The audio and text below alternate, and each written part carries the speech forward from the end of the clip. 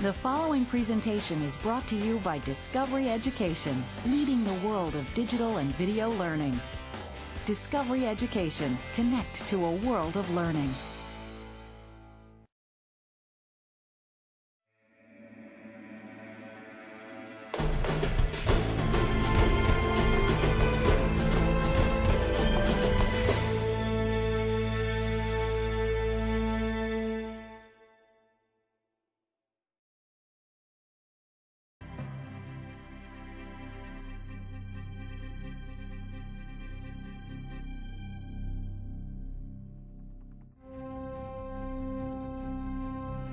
Rising out of the sea on China's east coast and snaking 4,000 miles across its northern frontiers, the Great Wall of China is one of mankind's most extraordinary achievements.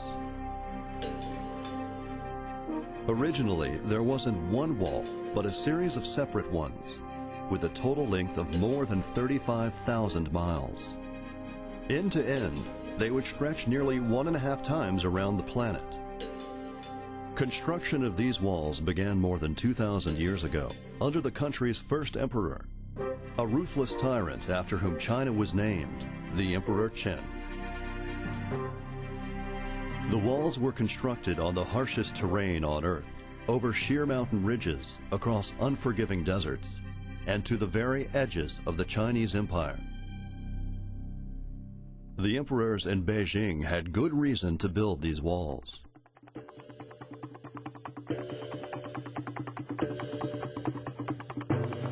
The Mongols were the greatest horseback warriors the world has ever known, and they attacked China repeatedly.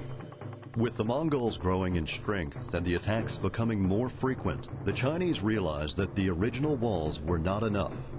So, during the 15th century, they built a single wall. Millions were employed on it, and millions would die, leading some to call this the longest grave in the world. Within 15 years, workers had sealed off the whole of the country's northern frontier. China stood safe behind what they called Changcheng, or the Long Wall. Today, the wall has become a symbol of China and a focal point of Chinese identity. Featured on products from groceries to insurance, it is also facing the greatest threat of its 2,000-year existence. The protection of China is no longer an issue, but protection of the wall is, as time, tourism, and neglect all take their toll.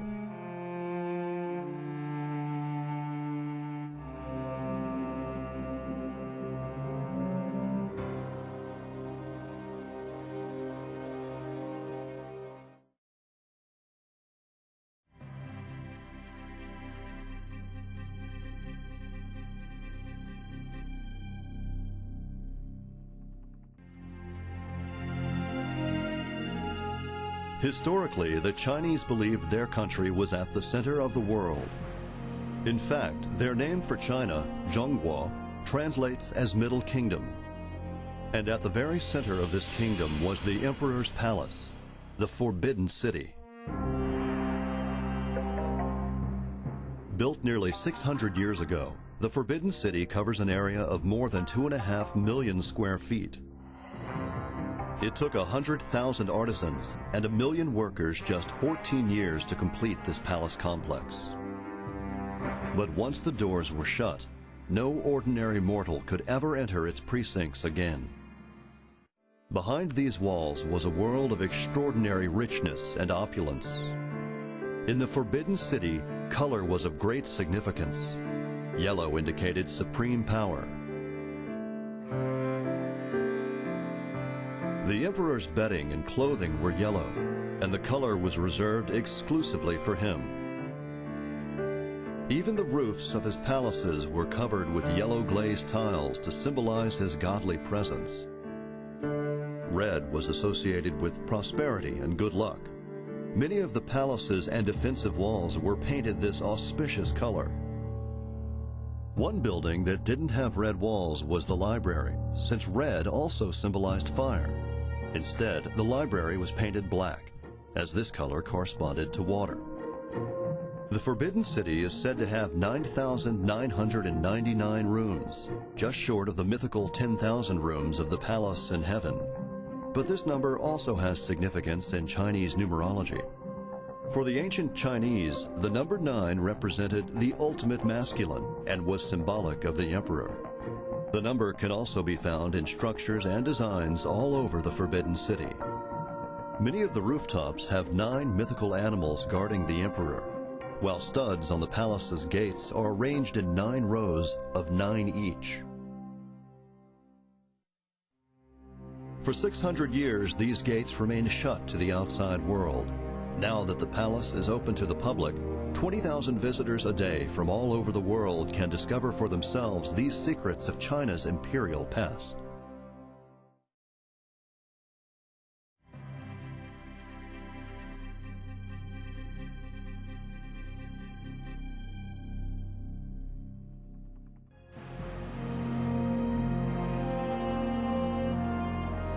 In the center of the vast Chinese nation lies the mountain of Songshan, one of the country's holiest spots and home to the Shaolin Monastery, the birthplace of Kung Fu.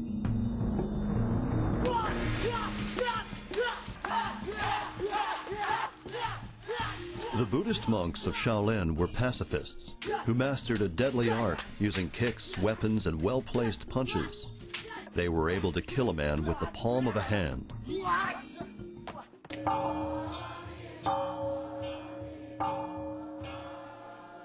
These deadly skills are in line with their faith and spirituality, because Buddhists believe that in order to follow the path of compassion, they must root out the heart of evil. In AD 527, the religious teacher Da Mo traveled from India to Shaolin to spread the word of Buddha. He spent 9 years living alone and meditating in a cave above the Shaolin Temple. To keep his muscles healthy, he developed a series of movements and breathing exercises based on the movements of animals. These were to become the basis of Kung Fu. When Da Mo returned to the Shaolin Temple, he began to teach the monks these techniques, and this tool of meditation evolved into a tool of combat. Kung Fu was born. As Shaolin's reputation grew, more and more young novices traveled from all over China and attempted to join the order. They had their heads shaved as an external sign of inward purity, and they swore an oath of obedience to their masters. Their training was relentless. Their fists would become as hard as iron and their bodies almost impervious to pain. Training would leave its mark, not just on the students, but also on the temple itself, as over the centuries their pounding feet crushed the stones beneath them. Kung Fu, which in Chinese means learned skill or great achievement, has now given rise to more than 1,000 styles of martial arts. The Shaolin style is still probably the most famous of all. Today, the temple welcomes millions of tourists a year and sells them a commercialized version of its history. But in the less visited temples of the Songshan Hills, the original spirit of Shaolin lives on.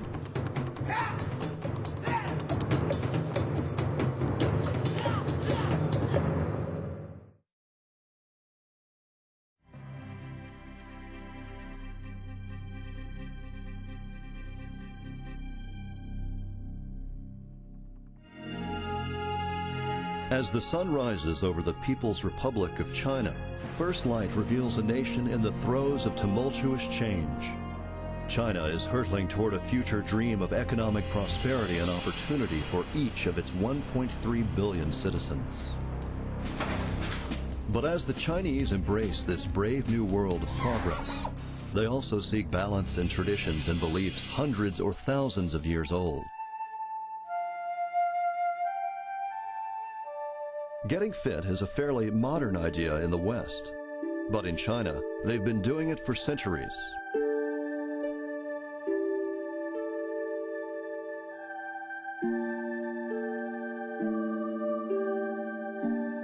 Every morning, an estimated 200 million Chinese in every major city, town, or small village can be found in public parks and on street corners practicing Tai Chi.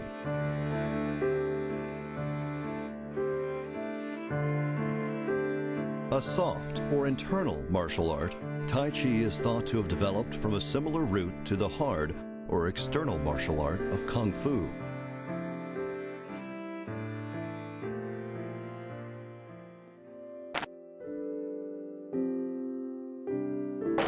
Its stances and moves place an emphasis on breathing exercises and posture. It's thought to enhance the flow of the vital life force the Chinese call Qi, improve blood circulation, and boost the immune system. But it's also a form of exercise that combines the quest for physical health with the search for greater mental and spiritual balance. Despite there being many different styles of Tai Chi, they all adhere to the concept of yin and yang, the two great polarities of Eastern philosophy and science.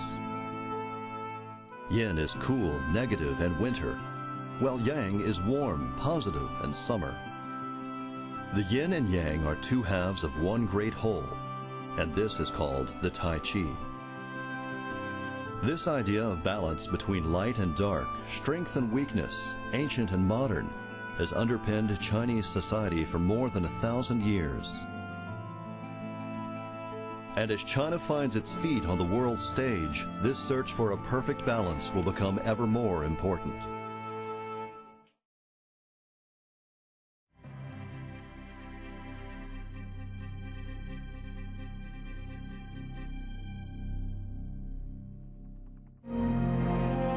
At the westernmost point of the vast Chinese nation lies the Uyghur Autonomous Region. Stretching over 600,000 square miles, this one province is 4 times the size of the state of California, and about the same size as France, Italy, Spain, and Portugal combined. This is also some of the most inhospitable, desolate terrain on Earth. Today, the region shares borders with 8 different countries. Its inhabitants reflect this ethnic diversity. Allahu Akbar. Allahu Akbar. 1,000 years ago, this barren land was even more cosmopolitan. It was the gateway to one of the greatest trading routes in history.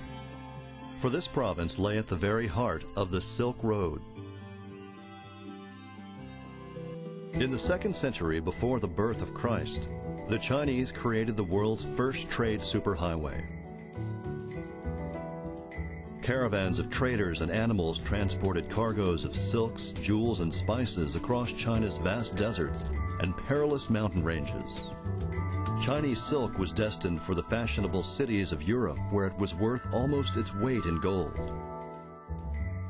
All the way along their route, travelers were protected by fortified outposts and walled cities, because where great wealth flowed, robbers were never far behind.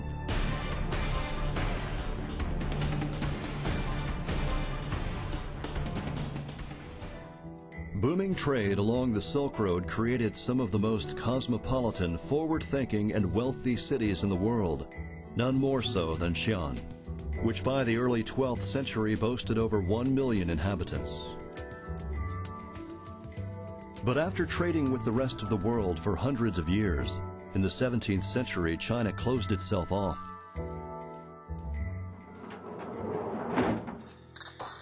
The country's doors reopened in 1978, and for the Chinese it became business as usual once more. China's new trade routes are 6-lane highways and deep-water ports. Its silk trade has been replaced by steel and consumer goods. And of the famous Silk Road, all that remains today of its once thriving bazaars are rubble and the memories of another age.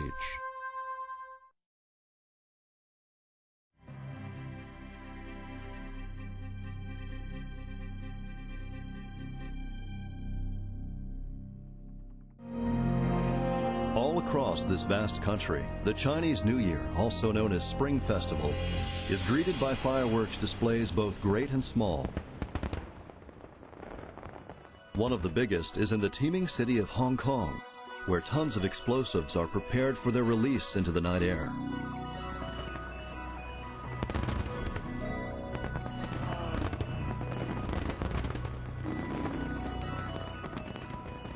Nowhere on the planet are fireworks so much a part of a people's culture as they are in China, where they've been in use for more than 2,000 years. The active ingredient in fireworks is gunpowder. The story goes that the Chinese accidentally created it when saltpeter, sulfur, and charcoal were heated together over a fire, leading to the creation of a flaky black powder. The Chinese called this mixture Huoyao, meaning fire chemical. They packed it into a length of bamboo, ignited it, and fireworks were born. Fireworks were quickly taken to heart by the Chinese. No New Year celebration, no matter how humble, is complete without a dragon dance and a fireworks display. At dawn on New Year's Day, fireworks are let off in the streets of towns and villages all across China. The fireworks are wrapped in red paper because Nian, the mythical beast of the New Year, is said to be afraid of red and the noise that firecrackers make. This is one of the reasons why red is considered a lucky color by the Chinese. Despite China's enduring love of fireworks, there are huge numbers of casualties every New Year. So the country's lawmakers banned them from many of its major cities in the early 1990s. But the public's attachment to tradition made it nearly impossible to enforce this law, and most cities have since reversed it. In Hong Kong, more than 1 million people turn out annually for the explosive countdown to another year. And all across China, many millions more enjoy this centuries-old celebration.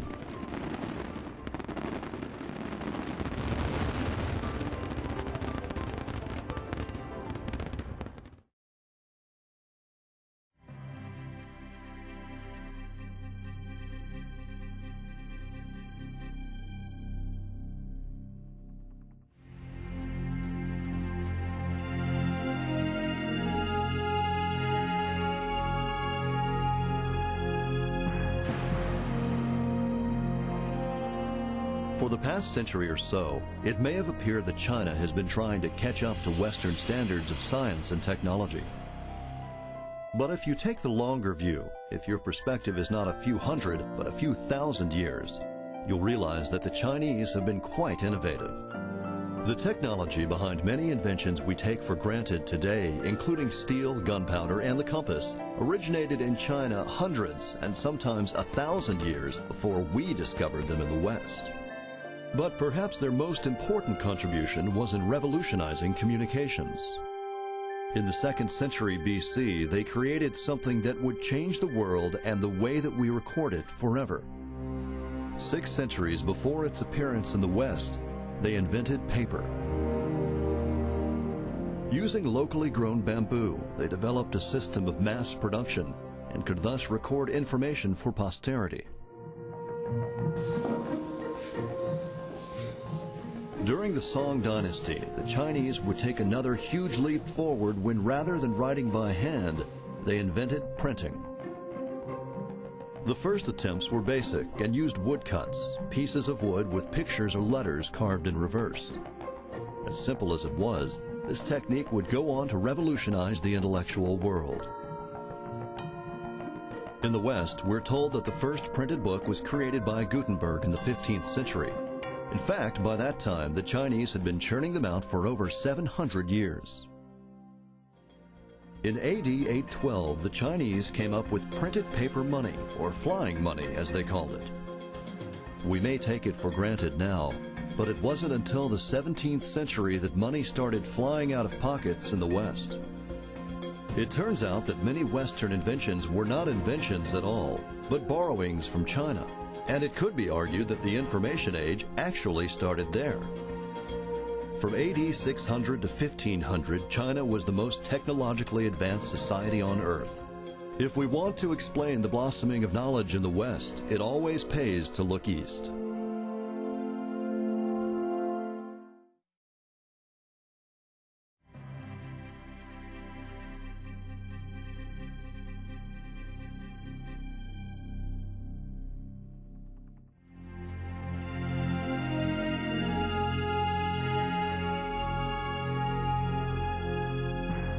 At more than 3,900 miles long, the Yangtze is China's greatest river and the world's third longest, behind only the Nile and the Amazon.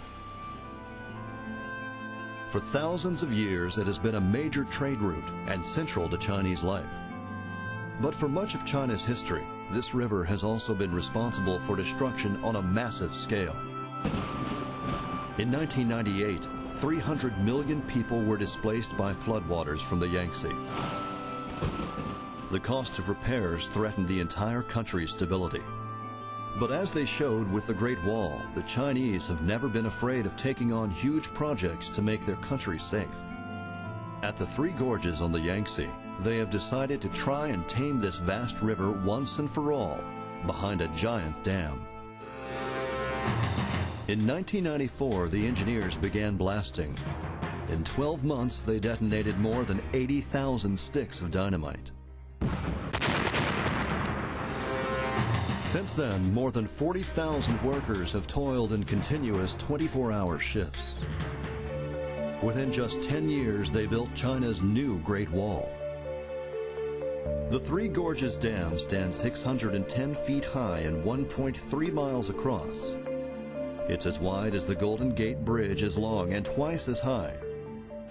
It's also the world's largest hydroelectric power station, and its turbines produce enough energy to light up Boston, Washington, D.C., and New York City combined. When it hits full capacity, it will provide 10% of China's annual electricity needs. In such a polluted country, the production of clean energy is a massive upside. But there are also enormous downsides. As the Three Gorges project propels China into the future, the rising waters are also erasing its past. By the time it's finished in 2009, the dam will have created a reservoir longer than the Grand Canyon and over 500 feet deep. Nearly 2 million people will have been displaced, and 4,000 villages, 140 towns, and 13 cities will have been swallowed up. Priceless archaeological discoveries and monuments to 5,000 years of culture will disappear, never to be seen again. The dam stands as a spectacular testament to China's economic progress and its struggle to control nature. But it is also a solemn monument to what will have to be left behind, silenced forever beneath the waters.